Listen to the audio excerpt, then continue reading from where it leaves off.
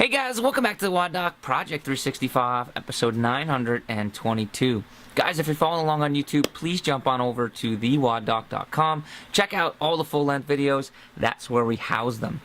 What we're talking about today, guys, is an idea of exploring range of motion and comparing that to one side versus the other.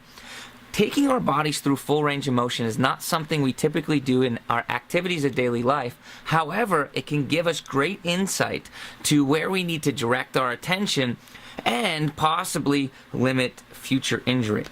Now, if I take something as simple as my wrist, all right, our wrist has ranges of motion, right, which I can describe for you right now. We have flexion, we have extension, right?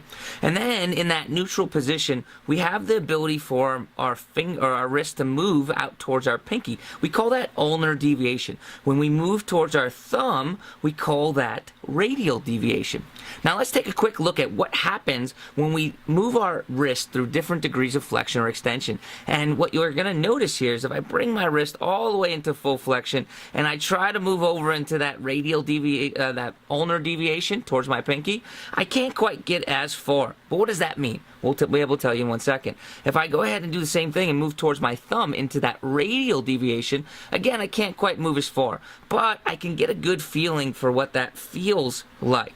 I'm going to do the same thing, but to the opposite extreme. If I move my wrist into full extension and I try to move all the way towards my pinky or that ulnar deviation, and then try... For the rest of today's video, please visit thewoddoc.com or, of course, click the link in the description below. If you enjoyed today's content, make sure you're giving us a like and subscribing to the YouTube channel.